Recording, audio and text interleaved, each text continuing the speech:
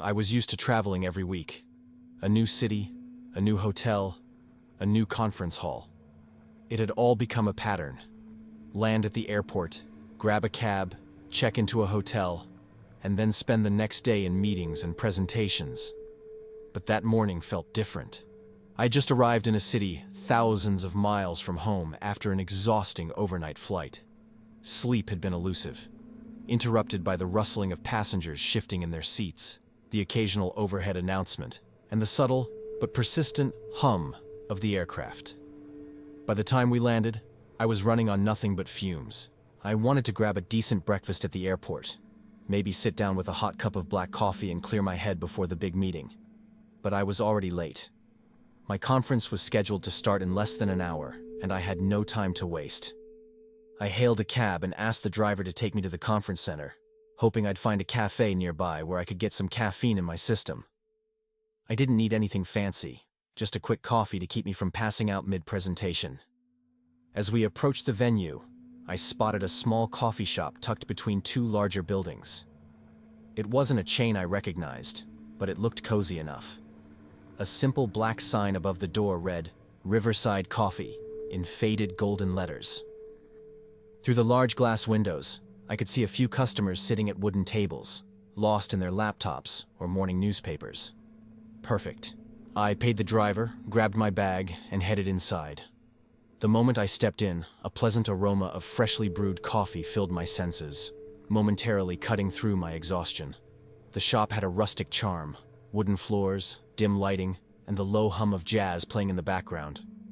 Behind the counter stood a young woman, probably in her mid-20s, wearing a brown apron over a black t-shirt. Her name tag read Mara.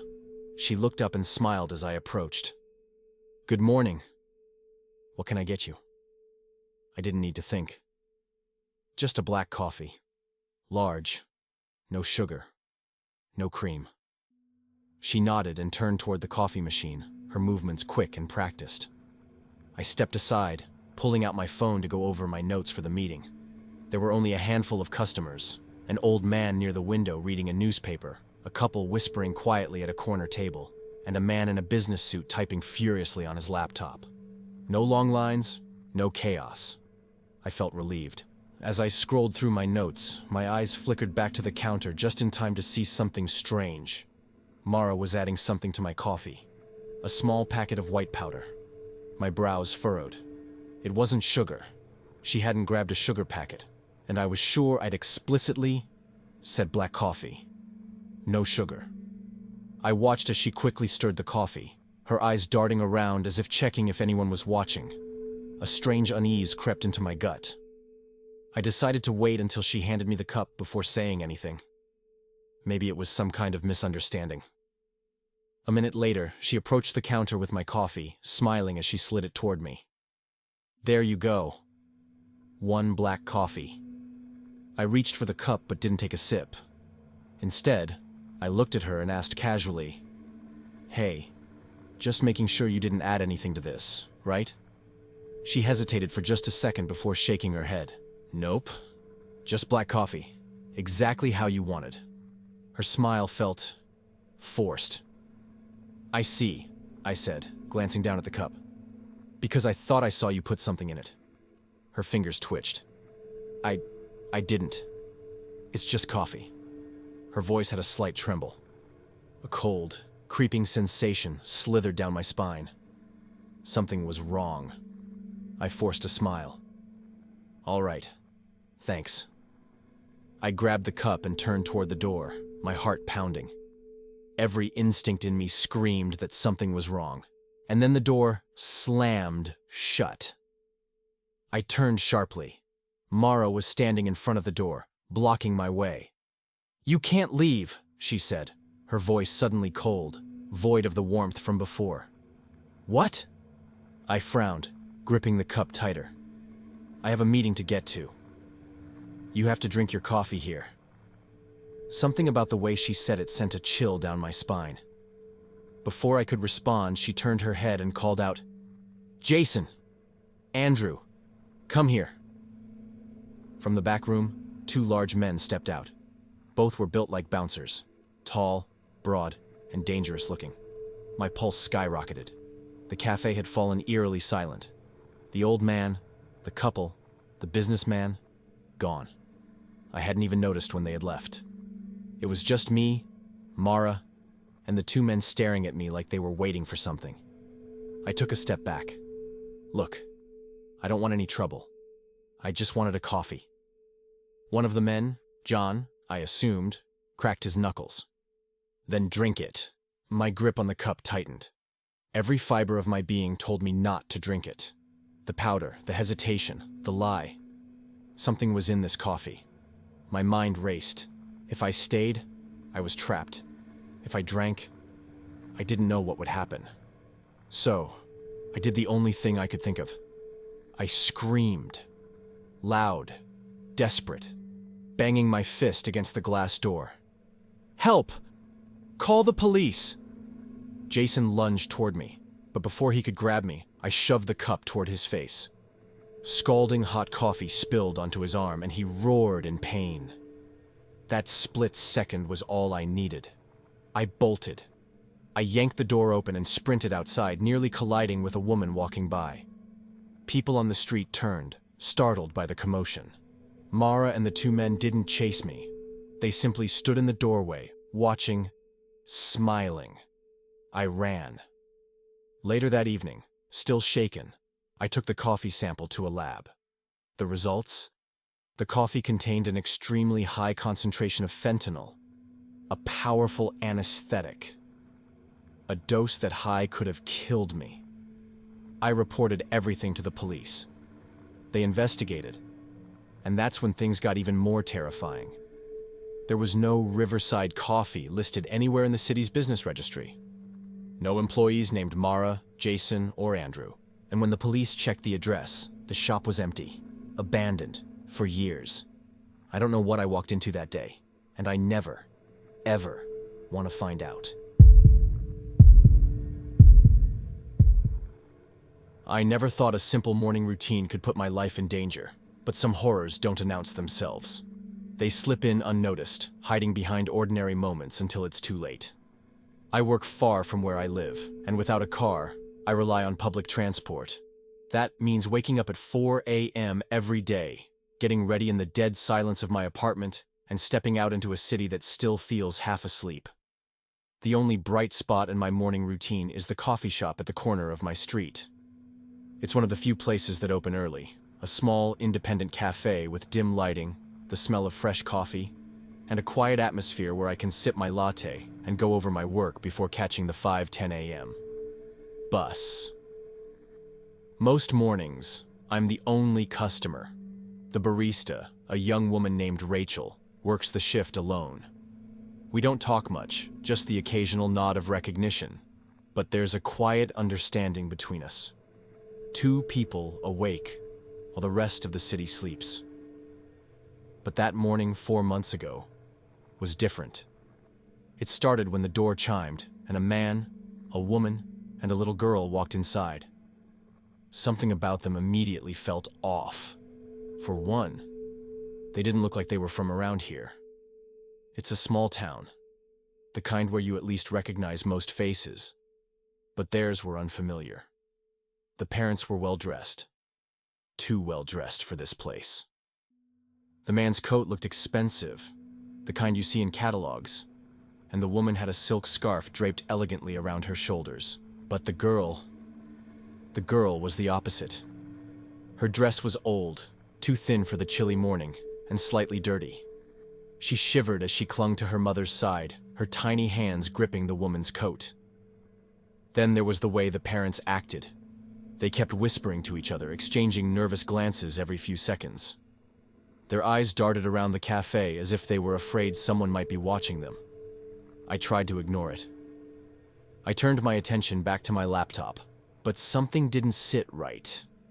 It wasn't just the way they looked. It was the feeling in the air, like something was very, very wrong.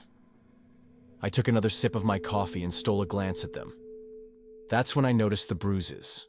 The little girl's arms, barely visible under the short sleeves of her dress, were covered in them. Some looked old and faded, but others were fresh, deep purple against her pale skin. I felt my stomach twist. She caught me looking and quickly lowered her head. I wanted to say something, but before I could, the mother's phone rang. The moment she saw the caller ID, her expression changed. Panic flashed across her face. She whispered something to the man, and without another word, they both rushed outside to take the call, leaving the girl alone. That was my chance. I got up and approached the girl. I tried to make my voice as gentle as possible. "Hey there, are you okay?" She didn't respond. She just sat there staring at the table, her hands trembling. I crouched beside her, lowering my voice. "Do you need help?" Her eyes welled up with tears. She still didn't say a word, but she didn't have to. The look on her face said everything. Something was terribly wrong. I turned to Rachel, who was behind the counter watching the situation unfold. She was frowning, concern in her eyes. I gestured for her to come over. "Can you keep them distracted for a minute?" I whispered. Rachel hesitated, then gave a small nod. She took a deep breath, and as soon as the couple walked back inside, she stepped forward and forced a polite smile. "Excuse me, ma'am, sir. Your order's ready." They hesitated. The man's eyes flicked toward their table, toward me. For a moment, I thought he'd seen right through our plan. But after a tense pause, he followed Rachel to the counter. That gave me just enough time. I took the girl's hand. "Come with me." She didn't resist. We slipped into the restroom, and I locked the door behind us. I pulled out my phone and quickly dialed 911, but before I could even speak, there was a loud bang against the door. Then another. The man's voice, cold and furious, growled from the other side. "Open the door!" My hands shook as I whispered into the phone. "There's a child in danger. Please hurry." Another bang. The lock rattled. I could hear the woman whispering urgently to the man outside, and then the door burst open. The man lunged at me before I could react. His hands wrapped around my throat, shoving me against the wall. My vision blurred as he squeezed, cutting off my air. I kicked, clawed at his arms, but he was strong, too strong. The woman grabbed my legs, pinning them down. The little girl screamed, then a sudden crash. The weight lifted off me and I collapsed to the ground, gasping for air. Rachel stood in the doorway, a coffee pot shattered at her feet. She had smashed it over the man's head. "Run!" she yelled. The little girl bolted out of the restroom. Rachel grabbed my arm, pulling me up. We barely made it past the counter before the man recovered. He was bleeding from the side of his head, his face twisted in rage. He grabbed something from his coat, a knife. "Rachel, get the girl out of here!" I shouted. She hesitated, then nodded and ran toward the back exit with the child. I turned just in time to see the man charging at me. I dodged, grabbing the nearest thing I could, a metal tray from the counter, and swung it as hard as I could. It hit him across the face, knocking him off balance. But the woman was behind me. Something sharp tore across my arm. I stumbled, pain searing through my skin. They were both on me now, but then, a siren. The police. The couple froze, and in that split second, I ran. The police stormed in moments later. The man and woman tried to run, but it was too late. They were tackled, handcuffed, and dragged away. I collapsed onto the floor, my chest heaving. Rachel and the little girl were safe. Later at the station, an officer showed me a series of photos. One of them was of the girl. She had been reported missing 2 months ago. She wasn't their child. They had taken her, and they had planned to take another. The investigation is still ongoing. The little girl was placed in protective custody. As for the couple, the police believed they weren't working alone. There might be more out there, waiting, watching. I still go to the coffee shop every morning, but now I always check over my shoulder, because some nightmares don't end when you wake up. It started like any other shift. I had worked at Bean and Brew, a small coffee shop tucked between a laundromat and a bookstore, for a little over a year. It wasn't a major chain, just a cozy little spot that had its share of regulars. The kind of place where people came to work on their laptops, have casual dates, or sit quietly with a book and a cup of coffee. The best part of the job? It was close to home. My apartment was just a few blocks away, a 10-minute walk at most. I didn't have a car, and honestly, I didn't need one. My routine was simple. Wake up, go to work, come home. The city wasn't as noisy here as it was downtown, but it still had enough people around that I never really felt unsafe. At least, not until that night. That evening, I was working the closing shift alone. Bean and Brew didn't have a big staff.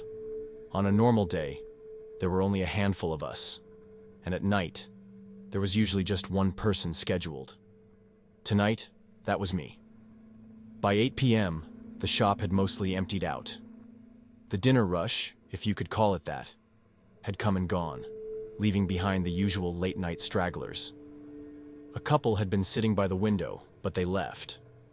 Then, there was a guy on his laptop who finally packed up and went home.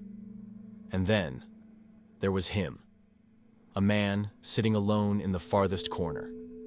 I'd noticed him earlier, but he hadn't ordered anything for a while. He wasn't reading. No phone, no laptop. He was just sitting. At first, I assumed he was waiting for someone, but as the minutes ticked by, it became clear that he wasn't. I tried not to stare, but something about him felt off. He wasn't doing anything threatening. He was just there, silent, watching. I glanced at the clock. 8:50 p.m. I started my closing routine. First, I wiped down the counters. Then, I stacked the chairs from the empty tables and mopped the floor. Every now and then, I'd sneak a glance at the man. He didn't move. Didn't even pretend to check the time. Just sat there. Then finally, at 8:55, he stood up. He stretched his arms slightly, walked toward the door, and stepped outside. I let out a slow breath. The moment he was gone, I locked the front door. I still had a few closing tasks left, counting the till, shutting off the machines, but I didn't want anyone else coming in. By 9:10, I was finished. I turned off the last of the lights, grabbed my bag, and stepped outside into the cool night air. The street was quiet, not deserted, but still enough that I noticed how empty the sidewalks were. I turned right, heading toward my apartment like always. Then, I heard it. Footsteps. Soft at first, distant, but matching mine. I didn't turn around immediately. Instead, I picked up my pace slightly, listening carefully. The footsteps behind me did the same. I swallowed, my heart starting to hammer. I turned my head slightly, just enough to glance over my shoulder. It was him, the man from the coffee shop. He was keeping his distance, but his eyes were locked on me. Not checking his phone, not looking around like he was just heading home. Just watching me. I clenched my fists and forced myself to stay calm. Maybe it's just a coincidence. Maybe he lives this way.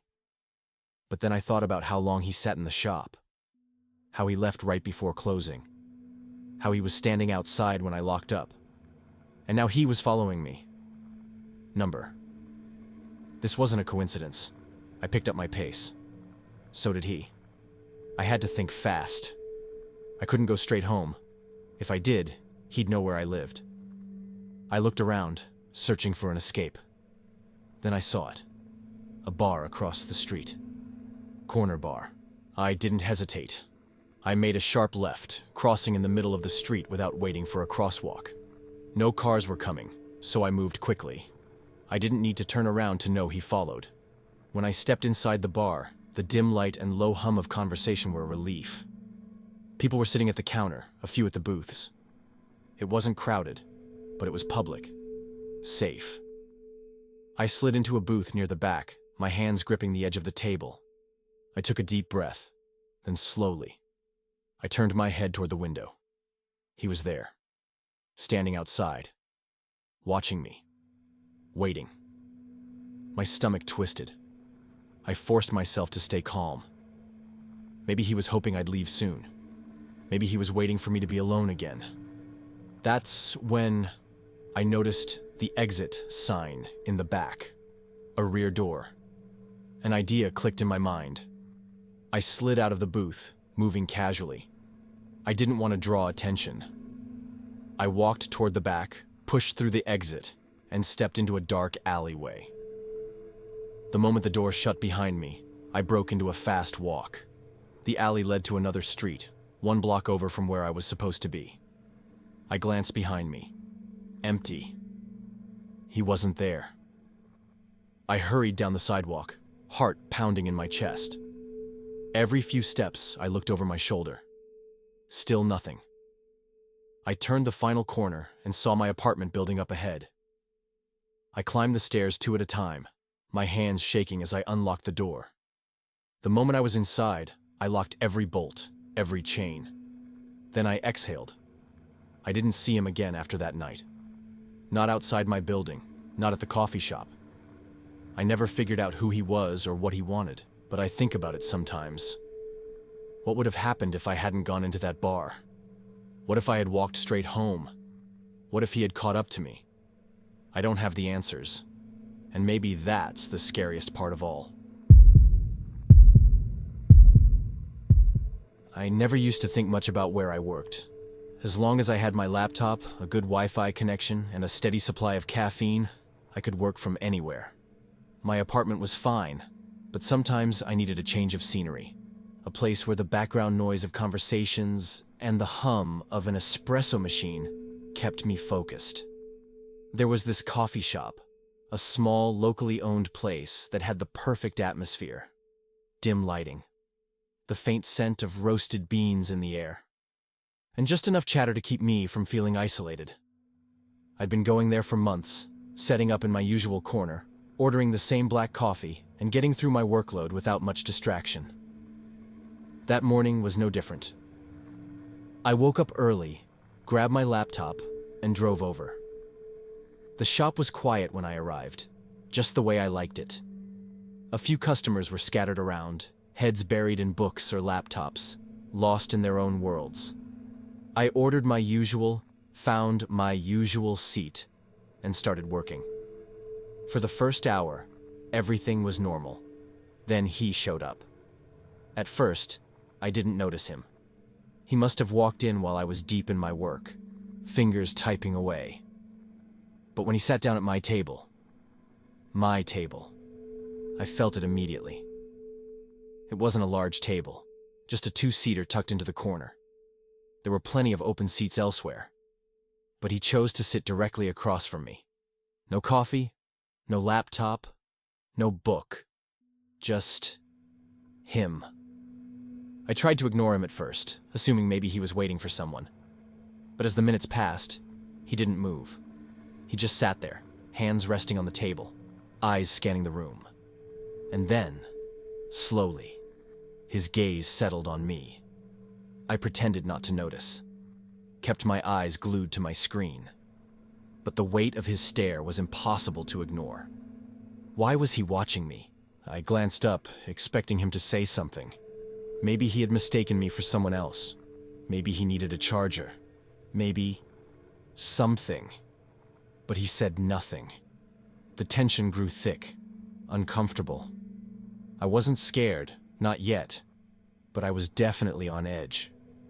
People didn't just sit down at a stranger's table without a word. It was weird. After a few more minutes, I decided I'd had enough. I wasn't going to sit there pretending this was normal. I started packing up my laptop, sliding it into my backpack, ready to find another seat. The moment I stood up, so did he. And that's when he finally spoke. "Where are you going?" His voice was quiet, almost casual. I hesitated. "I need to head home." He nodded, like he understood. Then, without missing a beat, he said, "Can you give me a ride?" That's when I knew something was wrong. For a second, I thought I'd misheard him. "A ride?" I repeated, my voice careful, controlled. "Yeah," he said, still staring. Just a quick one. There was something off about the way he said it. Not desperate, not embarrassed. Just expectant. Like he assumed I'd say yes. Like it wasn't weird for a total stranger to ask someone they'd been silently staring at for the past 10 minutes for a ride. I forced a polite smile. Sorry, I can't. I have to get home. His expression didn't change. If anything, he seemed to consider my answer, as if he was deciding whether or not it was good enough. Then he did something that made my stomach turn. He stepped back slightly. Not much, just enough to make it clear he was giving me space. But his hands went behind his back, fingers loosely clasped together. It wasn't a normal stance. It was the kind of thing you'd see in a police interrogation video. Someone standing just casually enough to not seem threatening, but with their hands hidden, as if deciding their next move. I didn't wait to find out what that move was. I turned, walking briskly toward the exit. He followed. Not right away, not obviously, but I could hear him behind me. His footsteps just a half-second delayed from mine. The moment I stepped outside, the bright morning sunlight hit my eyes. But I didn't stop. I made a beeline for my car, my keys already in my hand, thumb brushing over the button to unlock it. I was halfway through the parking lot when I heard him. You don't have to be rude, you know. I kept walking. His footsteps quickened. Hey, I just asked for a ride. I reached my car, heart pounding now. I turned slightly, enough to face him but keeping my distance. Look, I don't know you. You sat at my table without asking, and now you're following me. Just leave me alone. His face didn't change. He just stood there, watching me. I turned back, pressing the unlock button, and then I felt his hand grab my wrist. It happened so fast I barely had time to react. His grip was tight, fingers pressing into my skin as he tried to yank my hand away from the car door. Instinct kicked in. I twisted my arm sharply, breaking free before he could get a stronger hold. But in the process, my keys slipped from my fingers, clattering onto the pavement. I lunged for them. So did he. For a terrifying second, I thought he'd get them first. But my fingers closed around the key fob just as his hand brushed against mine. I snatched them up, jumping to my feet. And then he grabbed my arm again. This time, harder. I barely had time to think. All I knew was that if I let him get control, I was screwed. I did the only thing I could. I fought. I wrenched my arm away with all my strength, shoving him back at the same time. He stumbled, and that split second was all I needed. I turned, yanking my car door open and jumping inside. As I slammed the door shut, he lunged at the handle, trying to yank it open. Click. I locked it just in time. His face was inches from the glass, eyes wide, mouth twisted in something between frustration and amusement, like this was all some kind of game to him. I started the car, hands shaking as I threw it into reverse. He didn't move, not right away. He just stood there, watching. Then, just as I peeled out of the parking lot, he smiled. A slow, deliberate smile. Like he knew something I didn't. I didn't go straight home. I didn't want him to follow me. Instead, I drove to a nearby grocery store, parked, and sat there with my hands gripping the wheel until my breathing slowed. Then I called the police. They took my statement, asked me for a description, and even sent someone to check the coffee shop's security cameras. But by the time they arrived, the man was long gone. The footage showed him walking in, sitting at my table, and following me out. But the grainy footage didn't give them much to go on. No ID, no name, just a man. A man who had targeted me. A man who, for some reason, had picked me. For weeks after that, I couldn't shake the feeling that he was still watching. That he was waiting. I started changing my routine, avoiding the coffee shop, parking in different spots, always checking my mirrors. I never saw him again. But sometimes, late at night, I think about that smile, and I wonder, was he just some creep who took it too far? Or did I escape something far, far worse? I never planned to own a coffee shop. It wasn't some lifelong dream, and I wasn't the kind of person who obsessed over different coffee roasts. But when I got the chance to buy Hearth and Grind, a small cafe on a quiet city street, it felt like a fresh start. The previous owner had been running it for almost a decade before deciding to retire. The place had charm. Warm wooden interiors, an old-fashioned espresso machine that looked like it belonged in a museum, and a few mismatched chairs that gave it a cozy, lived-in feel. I took over thinking I'd hire staff and manage from the sidelines. That didn't happen. Within weeks, I realized that running a coffee shop was way more expensive than I expected. Employees were a huge cost, and margins in coffee were thin. I couldn't afford a full staff, so I did what I had to do. I worked. A lot. Open to close, 6 days a week. Most nights, I closed alone. It didn't bother me at first. The city was always alive. The streets outside never truly empty, and nothing had ever happened before. But routines make you predictable. And one night, someone was watching. It was late October, the kind of evening where the cold creeps into your bones, no matter how many layers you wear. Business had been slow all day. A handful of regulars in the morning, a short lunch rush, and by 7:30, the shop was empty. I was exhausted. My back ached from standing, and my eyes burned from lack of sleep. I leaned against the counter, rubbing the back of my neck, and glanced at the clock. 7:50 p.m. We officially closed at 8 p.m., but I'd made it a habit to lock up a few minutes early if no one was around. It wasn't a big deal. After 7:30, we rarely got customers. I grabbed the keys, walked to the front door, and turned the deadbolt. As I did, something caught my eye. A figure stood across the street. They weren't moving, just standing there. I hesitated, my fingers still on the lock. The streetlight cast a long shadow behind them, but their face was hidden in darkness.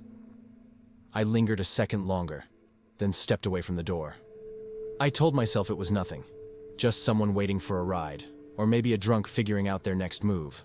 But something about it felt off. I went back behind the counter, moving on autopilot. Clean, stock, close. Same as always. I had just started wiping down the espresso machine when I heard it, the door handle rattling. I froze. My stomach tightened as I turned my head toward the door. I couldn't see the entrance clearly from behind the counter, but I saw movement. Someone pulling at the handle. Then nothing. A few seconds later, I saw them walk away. I exhaled, forcing a nervous chuckle. Probably just a late customer. They saw the closed sign and left. I shook my head, trying to laugh at myself. Then I heard it. Glass. Shattering. The sound exploded through the quiet cafe. For a split second, I just stood there. Frozen. Then footsteps. Someone was inside. My pulse slammed into my ribs as I dropped behind the counter, heart hammering in my chest. I could hear slow, steady steps moving across the floor. Not rushed, not panicked. They weren't here to grab and run. They were looking for something. Or someone. I pulled my phone out with shaking fingers and dialed 911. 911. What's your emergency?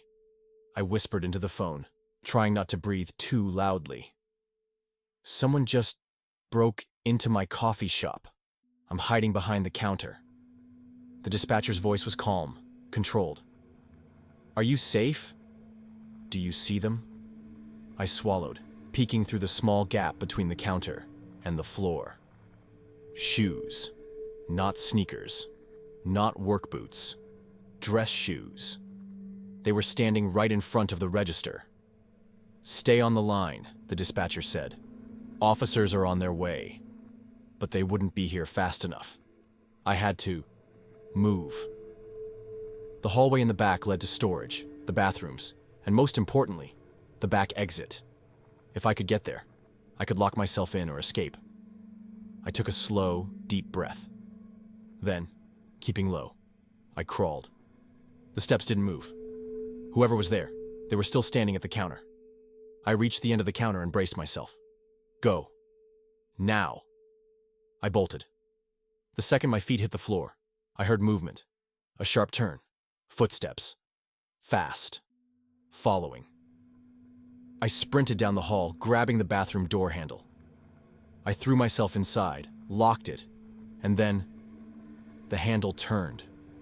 I pressed my back against the cold tile, gripping my phone like a lifeline. The handle twisted again, then stopped. Silence. I held my breath. Then a sound. Something soft scraping. Fingertips dragging across the wood. I squeezed my eyes shut. The dispatcher's voice crackled in my ear. Stay quiet. Officers are almost there. Seconds stretched into eternity. Then sirens. Flashing lights through the frosted bathroom window. Voices. Then banging on the front door. Police! I shoved the door open, nearly running into the nearest officer. They searched the shop. The front window was shattered. The cash register was empty. But the intruder? Gone. They never caught him. No fingerprints. No surveillance footage. Nothing. I kept the shop open for another year, but I never felt safe there again. Every night when I locked up alone, I felt it. That prickling sensation, like someone was watching. Eventually, I sold the cafe. Moved on. But sometimes, late at night, I still hear it. The handle turning, the footsteps in the dark, and worst of all, the sound of fingertips dragging across the door. The police searched every inch of the shop. They checked the back door, locked from the inside. The only way in or out was through the shattered front window. But whoever had broken in had vanished. One of the officers, a detective named Pearson, pulled me aside. You're lucky, he said, flipping through his notepad. Most break-ins like this, the person doesn't just take the money. I didn't ask what he meant. I already knew. They dusted for prints but found nothing useful. The cash register was empty, just like I expected. Whoever it was hadn't touched the coffee machines, the display case, or any of the supplies. It wasn't random. This person had come here for one thing, and I had the sickening feeling it wasn't just the money. I stayed behind after the cops left. The adrenaline had faded, leaving me shaky and exhausted. I looked around the shop, at the broken glass, the overturned stools, the register hanging open. It didn't feel like my place anymore. I tried to tell myself it was just a burglary. Just bad luck. But deep down, I knew better. Whoever broke in had waited. They saw me lock up. They knew I was inside. And when they couldn't get in through the door, they'd force their way in anyway. It wasn't just a robbery. It was something else. I just didn't know what. The next few nights were hell. Even after replacing the window and upgrading the locks, I couldn't shake the feeling that someone was watching. Every night as I wiped down the counters and counted the till, I'd catch myself glancing at the door, checking the windows, listening for footsteps. I started closing earlier. Then I started bringing a bat behind the counter. Then I started seeing him again. It was a week later. I was taking out the trash when I saw the figure standing at the far end of the street, half hidden in shadow. Same height. Same building. Not moving. Just watching. My hands went cold. I backed up slowly, heart hammering, and locked the door behind me. I turned off all the lights and peered through the window. He was still there. Minutes passed. Then finally, he walked away. I barely slept that night. I started carrying a knife. Paranoia seeped into everything. I kept my phone on me at all times. I stopped walking home alone. Every time a customer came in late, I felt my chest tighten. The worst part? I never saw his face. Just a silhouette. A shadow in the night. And that made it worse, because it meant he could be anyone. One night, I reached my breaking point. It was just after 7:30. The shop was empty. I was sweeping near the counter when I heard it, the door handle rattling. Slow, deliberate, like someone was testing the lock. I froze, heart pounding in my ears. Then a knock. Not loud, not rushed, just waiting. I didn't move, didn't breathe. The knock came again, then silence. I inched toward the door, barely daring to peek through the glass. Nothing. No one was there. But across the street, in the glow of the streetlight, a shadow. Not moving. Just watching. That was the last straw. I didn't even wait until morning. I put the shop up for sale that night. Within months, it was gone. New owner. New name. I told myself I was moving on. But some things don't leave you. Because even now, in the dead of night, I still wake up. Heart pounding, breath shallow, with the feeling that someone is watching. And sometimes, I swear I hear it. That slow, deliberate rattle of the door handle, waiting. The first time I stepped into Cedar Brew, it was more out of frustration than anything else. I had been working from home for months, and the walls of my tiny apartment were starting to close in on me. Between the constant hum of my neighbor's TV bleeding through the thin walls and the distractions that came with being too close to my bed, I knew I had to find somewhere else to focus. Cedar Brew wasn't a big coffee shop.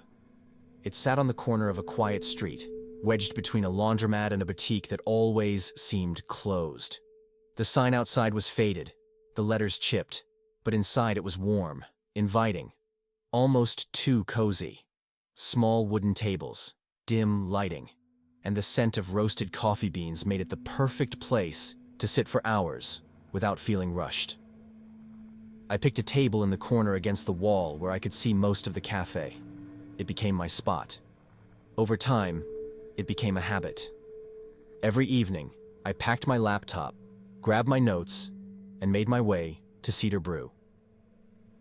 It was never too crowded, mostly students, freelancers, and the occasional bookworm.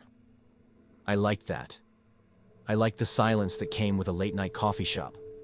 That was, until he showed up. It was a Wednesday night when it first happened. I had been working for a couple of hours, fully absorbed in my screen, when a notification popped up. Airdrop request from unknown. I blinked at the screen. My laptop sat open in front of me, the glow of the document I was working on casting a faint blue light over my hands. My phone was on the table beside me, but I hadn't touched it in a while. I frowned and glanced around the cafe. There were only 2 other people inside. A barista behind the counter wiping down an espresso machine, and a woman by the window sipping from a mug while scrolling on her phone. Neither of them looked like they were about to send a random airdrop. Curious, I accepted the request. A single image appeared on my screen. It was a face. A man staring directly into the camera. The image was grainy, the lighting poor, but I could still make out the details. He had short, dark hair, hollow eyes, and an expression that was neither a smile nor a frown. His mouth was slightly open, his lips pulled back just enough to show his teeth, as if he had been caught mid-sentence. The background was completely dark. I felt my stomach tighten. I looked around again, more carefully this time. The woman by the window hadn't moved. The barista was still cleaning. I turned back to my laptop, staring at the image. Who the hell sent this? I dismissed it as a prank. Maybe someone outside walking past the cafe had sent it. A bored kid trying to mess with strangers. It was creepy, sure, but harmless. At least, that's what I told myself. I shook it off and went back to work, the glow of my laptop screen feeling a little less comforting than before. 30 minutes passed. Then out of nowhere, a shift in the air. You know that feeling when someone is staring at you?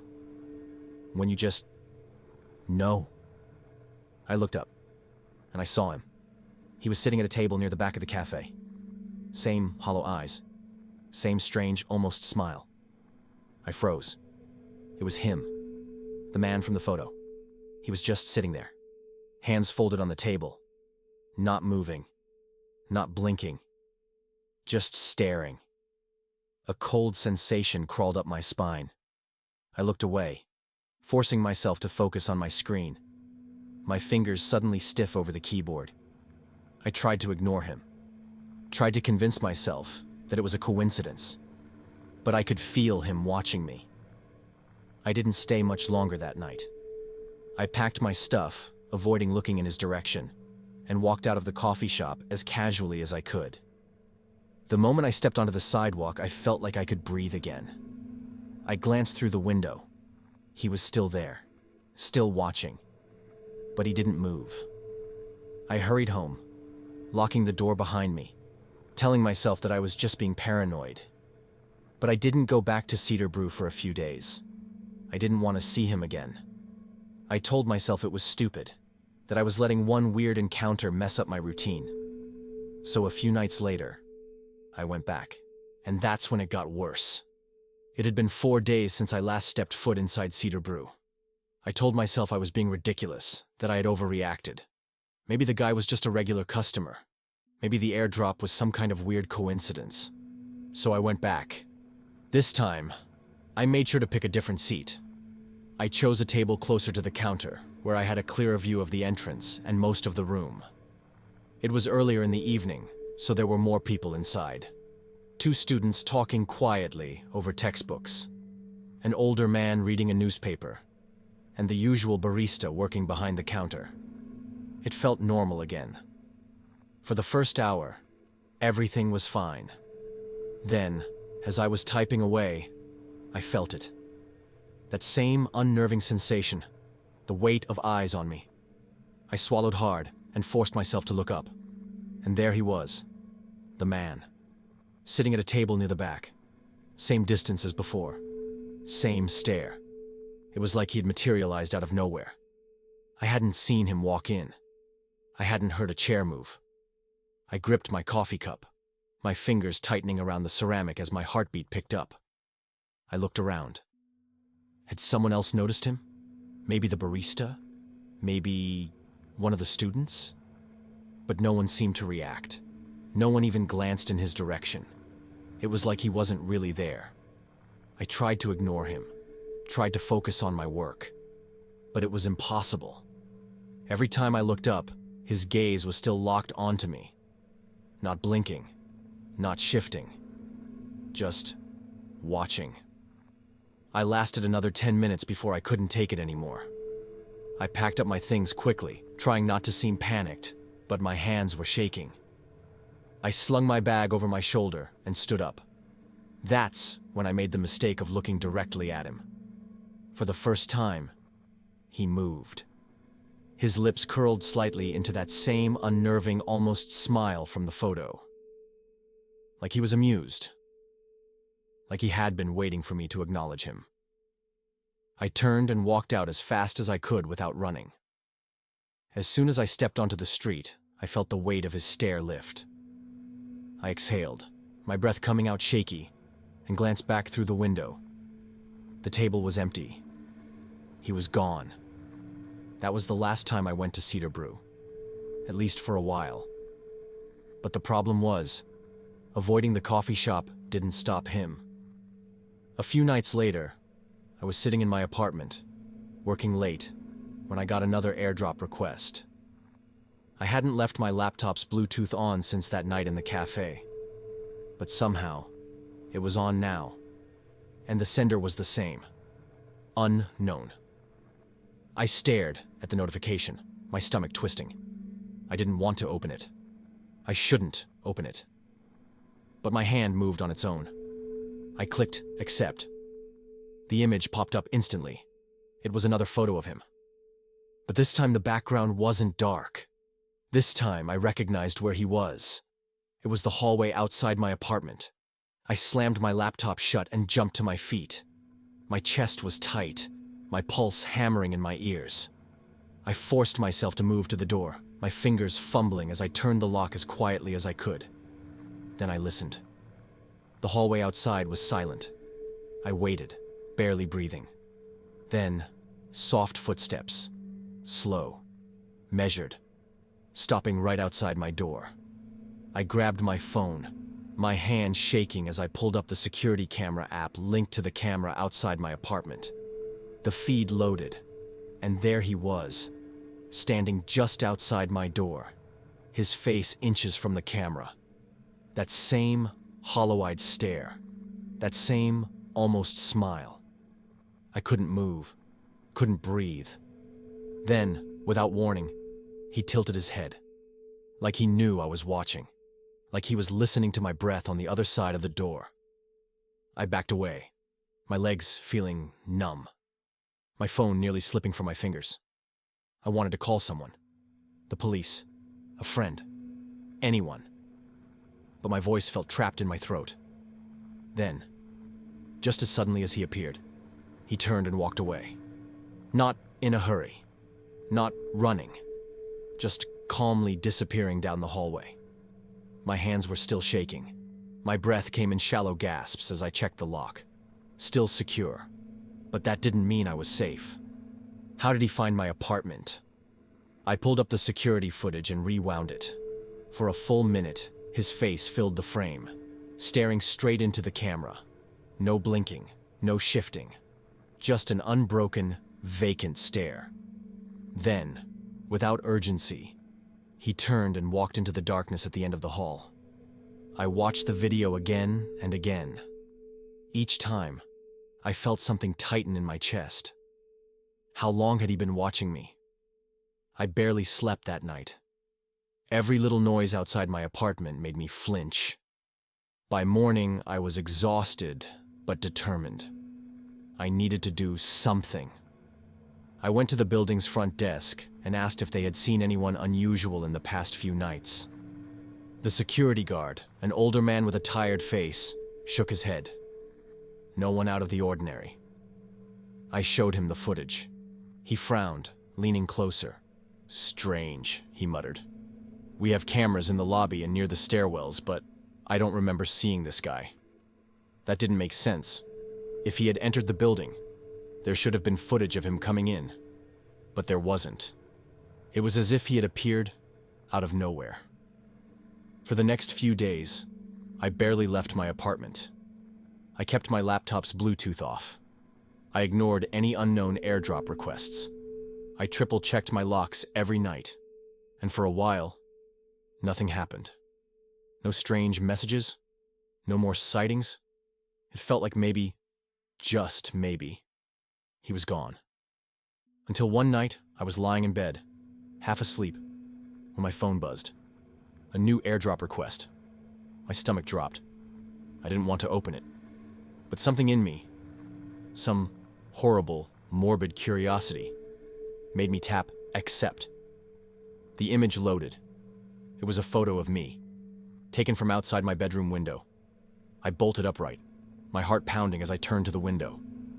The curtains were drawn. I hesitated, then reached out, gripping the fabric. I yanked them open. Nothing. Just the dark cityscape outside, the streetlights below casting long shadows. But then my eyes landed on something in the reflection of the glass. I saw it. A faint outline. A figure standing behind me. I spun around. Empty room. I barely remember the next few moments. Grabbing my keys, my phone, my bag. I didn't care about anything else. I just needed to get out. I rushed down the stairs, ignoring the elevator, my hands trembling so badly I could barely open the building's front door. Out on the street, I forced myself to breathe, to think. I needed help. I called the police. They arrived within 10 minutes. I told them everything. The airdrop messages, the man in the coffee shop, the security footage. They checked my apartment. No signs of forced entry. No footprints outside my window. And yet, my phone buzzed again. Another airdrop request. Decline. the officer standing next to me asked. "What is it?" I showed him the screen. He hesitated, then said, "Accept it." I did. This time, the image wasn't a face. It was a message written in a dimly lit room. 3 words. "You shouldn't have." I left my apartment that night. I packed a bag and stayed at a friend's place. The next morning, I went back with a locksmith and changed every lock. I replaced my laptop, got a new phone, deleted everything that could have connected me to that airdrop sender. I never went back to Cedar Brew. Months passed. No more messages. No more sightings. I started to think it was over. Until today. I was walking to work, passing by a row of cafe windows, and in the reflection of the glass, I saw him, standing across the street, smiling, watching, like he had been waiting, like he knew I would come back. I was the first to arrive at the coffee shop every morning. It had been my routine for years, unlocking the doors at dawn, prepping the machines, and receiving early morning deliveries before the rush began. Our family had been running this place for nearly a decade, and in that time, we had built a strong reputation. Regulars knew us by name, and even those just passing through would often return after experiencing the warmth of our little cafe. Owning a coffee shop wasn't as glamorous as some people thought. The early mornings, the stress of running a business, the occasional difficult customer. It was all part of the job. But I loved it. There was something peaceful about those quiet hours before the world woke up. The hum of the espresso machine, the smell of freshly ground beans, the soft glow of the hanging lights. It felt like home. That morning started like any other. It was just before 5 a.m., still dark outside, and the streets were empty except for the occasional jogger or delivery truck passing by. I flipped on the lights, locked the door behind me, and walked to the back to start my routine. As I set up for the day, I thought about how much this place meant to me. The memories of long shifts, laughter with regulars, and even the odd late-night deep clean all played in my mind like a film reel. I had no idea that within the next hour, I would be running for my life. The sound of the front door opening startled me. My heart skipped a beat. I wasn't expecting anyone.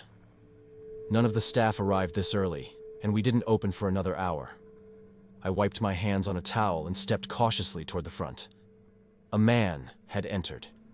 He stood just inside the doorway, the bell above the door still swaying from his arrival. He was tall, well-dressed, almost too well-dressed for a coffee shop at this hour. His dark suit was perfectly tailored, his shoes polished to a mirror shine, and his neatly combed hair looked like something out of a portrait from the 1800s. He had a faint smile on his face, but something about it didn't feel right. It was too fixed, too practiced, like he had rehearsed it in the mirror before walking in. "Good morning," he said, his voice smooth and formal. "Could I trouble you for a coffee?" I hesitated. We weren't open yet, and something about him made my skin crawl. But refusing seemed unnecessary. He was polite, and making a coffee wasn't a big deal. Sure," I said. "We don't open for another hour, but I can make you something real quick." "Wonderful." He smiled wider, then walked over to a table near the window and sat down, folding his hands neatly on the table. I moved behind the counter, keeping one eye on him as I started his order. He didn't pull out his phone like most people would. He didn't glance around at the menu. Instead, he stared at the empty chair across from him, muttering. At first, I thought he was just talking to himself. Some people did that. But as I listened closer, I realized it wasn't just random muttering. He was having a full conversation with someone who wasn't there. I tried to ignore it. I finished his coffee, set it on the counter, and called out, "Here you go." He didn't respond. "Sir?" "Nothing." He was still staring at the empty chair, his lips moving rapidly, his fingers now clasped together, his shoulders tense. I grabbed the coffee and cautiously walked over to his table, setting it down in front of him. He finally looked up at me, his expression eerily calm. "Thank you," he said, then motioned to the chair across from him. "And my wife's?" I froze. I looked at the empty chair, then back at him. "Excuse me?" I asked carefully. "My wife's order," he said, a slight edge creeping into his voice. "You didn't bring her coffee." I felt my stomach drop. I glanced around the shop as if maybe I had somehow missed another person walking in. But we were alone. "Sir, there's no one else here," I said gently. The moment the words left my mouth, something changed in his eyes. His jaw clenched, his hands tightened into fists. "You're like them," he whispered. My breath caught. Before I could react, he slammed his palm against the table so hard that the cups rattled. "You think I'm crazy!" he shouted. I took a step back, my heart pounding. "Sir, I didn't say—" He shot to his feet so fast that his chair toppled over. His face twisted in fury. "Where is she?" he bellowed, kicking the table so hard it nearly flipped. I stumbled backward, nearly tripping over my own feet. Then he grabbed a chair and hurled it at me. The chair crashed into the counter, shattering one of the glass display cases. I barely had time to react before he grabbed another one and swung it wildly, knocking over tables and sending napkins and sugar packets flying. "You're like them!" he screamed. "You don't see her!" I bolted. I sprinted toward the back, but he was fast. Too fast. I heard the crash of breaking glass behind me as he smashed something else. Maybe a window, maybe another display case. My mind was in full panic mode. I yanked open the back door, but before I could escape, I heard the worst sound yet. A guttural, animalistic growl. I risked a glance over my shoulder. Blood was pouring down his arm. He had punched through the glass window with his bare hand, shards sticking out of his skin. But he didn't seem to care. He didn't even flinch.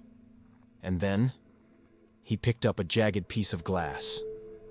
My stomach twisted. He was coming for me. I didn't wait to see what he'd do next. My legs moved on their own, instinct taking over. I bolted through the back door, shoving it open so hard it slammed against the wall. The alley behind the shop was narrow, lined with dumpsters and crates. But I didn't stop to think.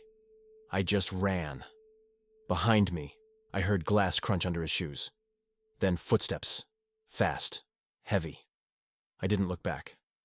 The early morning air was cold, burning in my lungs as I pushed myself forward. I knew this alley like the back of my hand, knew that if I took a right at the end, I'd be on the main road.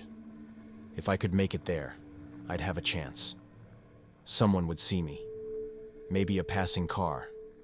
Maybe a street cleaner. But his footsteps were getting closer. "You're like them," he muttered again, voice rising into a furious growl. "You pretend she isn't here. Just like them." I reached the end of the alley, turned the corner, and nearly crashed into a parked van. I barely caught myself, slamming a hand against the metal to keep from falling. The delay cost me. A hand clamped onto my shoulder. I screamed. His grip was iron, fingers digging into my shirt as he yanked me backward. My body twisted, and I caught my first clear look at his face.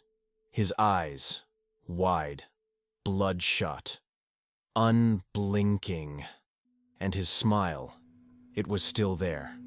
That unnatural, stretched grin that hadn't faltered once since he'd walked in. But now, with blood dripping from his arm and pure rage contorting his features, it was terrifying. I did the only thing I could think of. I threw my elbow back, hard. I felt it connect with his ribs. He let out a strangled grunt, his grip loosening just enough for me to wrench free. I didn't hesitate. I ran again, this time straight into the street. A car horn blared. Tires screeched. I barely managed to dodge as a small hatchback swerved to avoid me, coming to a screeching stop just inches away. The driver, a middle-aged man, threw open his door. "What the hell? Are you insane?"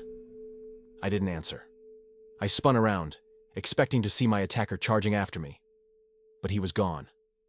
The alley was empty. I stood there panting, scanning every shadow, every doorway, every alley entrance. Nothing. No footsteps. No heavy breathing. No sign of him at all. The driver was still yelling, but his voice felt distant, muffled by the pounding in my ears. I barely registered him as I took a shaky step back toward the alley. Where did he go? I knew what I had seen. I felt him grab me. I heard him whispering behind me. But now, standing here in the cold morning light, it felt unreal. Had I imagined it? Remember the shattered glass in the shop, the blood, my bruised shoulder. It all happened. I turned back to the driver. "Call the police." The police arrived fast, faster than I expected. Maybe it was the way I looked, wide-eyed and shaking. That made the driver take me seriously. 2 officers questioned me while another went inside to inspect the damage. "You're saying he just disappeared?" one of them asked, raising an eyebrow. "Yes." I swallowed, my throat dry. "I don't know how, but... Is there any back exit he could have taken?" I shook my head. "Just the one door. And the alley leads straight to the street. If he ran, someone would have seen him." The officer exchanged a glance with his partner. I could tell they didn't know what to make of it. Inside the shop, the other officer called out, "Got something." We hurried back inside. Blood, a thick smear of it, stained the floor near the broken glass. There was no doubt it was his. But there was something else too. Something that made my stomach drop. On the counter, near where he had sat, 2 coffee cups, one full, the other empty, drained, as if someone had been drinking from it. The police never found him. There were no security cameras in the alley, and the shop's CCTV had been damaged during the rampage. No one else reported seeing a man matching his description. It was like he had never existed. But I knew the truth. I had seen him, felt his grip, heard his voice. And every morning when I unlocked the shop, I couldn't shake the feeling that he would come back. Because somewhere out there, he was still looking for her. And maybe, just maybe, she was looking for him too.